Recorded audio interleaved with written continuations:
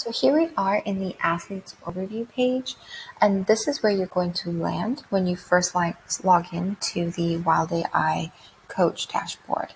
And what we're seeing here is a very quick snapshot, just super high level of where all of the athletes are in whichever team you're filtering for. So a lot of coaches have more than one team or more than one group.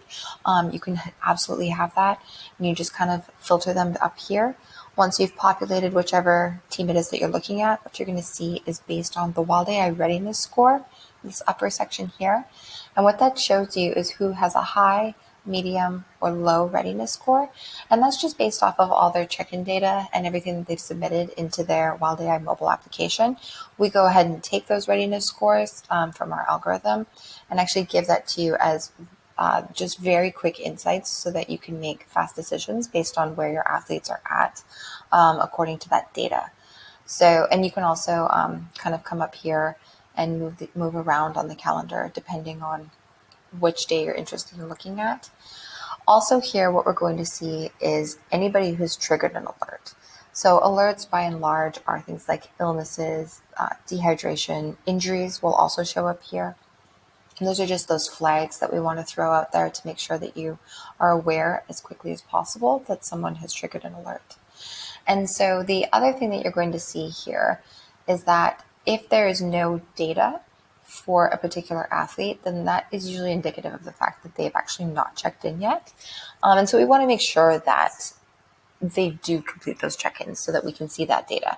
So if you select here, we come in here, and again, you can kind of see alerts and the athletes who have checked in, where they're at. But over here, you'll be able to see any athlete that hasn't checked in. And it's very simple. You just select this icon here, and that's going to send a prompt, just a push notification directly to that athlete to make sure that they go ahead and complete that check-in so that you can see the data show up here, and it'll show up in real time. So as soon as they complete the check-in, you just have to refresh and their information will show up here. So that is the basically the top part of the overview, and that's what we've covered in this video. So here we are in the second half of the overview page, and what we're able to do here is, once again, you'll see all of your athletes in one place here. You can very quickly see what type of athlete they are in terms of their life stage, as well as the readiness score for whichever day it is that we're filtering for at the time.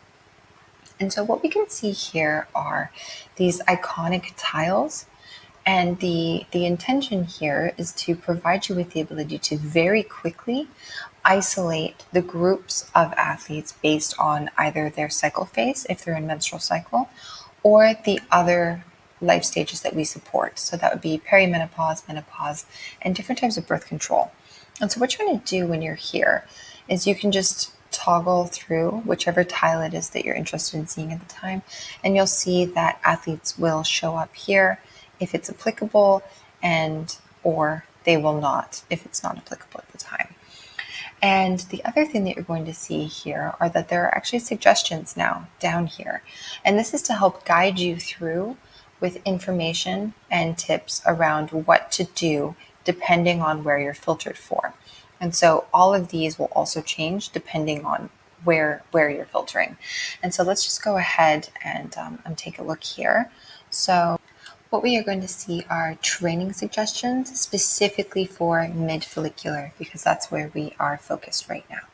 So you just drop these down and you'll actually see what type of suggestions for pre-training, during training, post-training, and as well over here, just some very specific information to this specific section that we're filtering for. So in this particular case, we're concerned with mid-follicular, and there's some information around that in terms of hormones and where it's going to sit in the cycle, in case you're unfamiliar.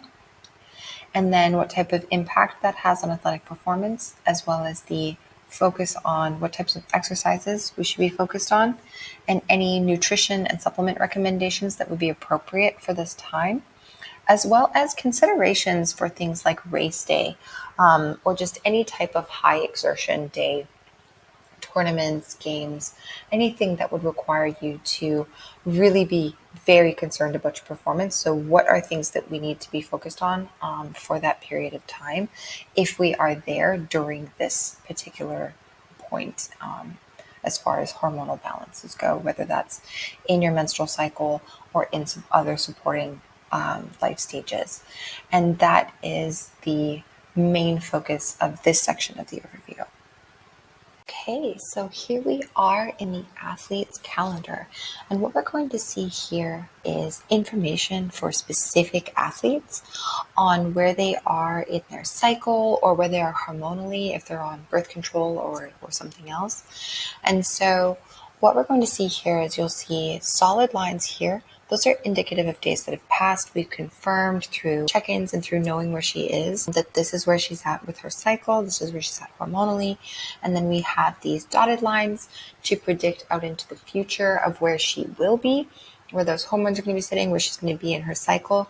And that's going to help you as a coach have those insights to kind of plan ahead in terms of making sure that we structure out the nourishment, the nutrition, the recovery, and the types of exercises or types of things that you might want to have her focus on if you are paying that extra close attention to where she is in her cycle and what she is best primed for in that time.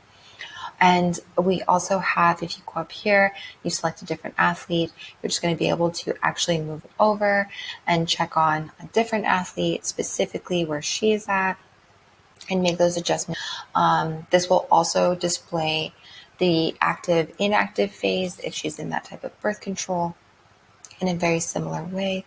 And so you can actually see and plan ahead on a calendar basis of how to customize those training pieces based on the data that you have for the specific athlete. Here we are in the athletes page, and what we're seeing it here is a deep dive on each athlete individually. She's at, how she's feeling, what types of symptoms is she logging, what is she trying to communicate with you as her coach. And so first and foremost, something you're going to see right here is her readiness score for today, and also whether that readiness score is trending up or trending down.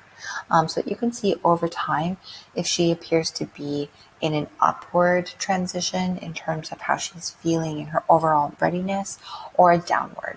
And that's also going to help you in the long vision. And so just off to the right here, we can see that this is the cycle data. So over here, this indicates where she is in her cycle right now. So she's in mid-follicular phase, how many days it is to the next phase so that you can begin planning for any symptoms or any type of preparation that would need to go into her next set of training.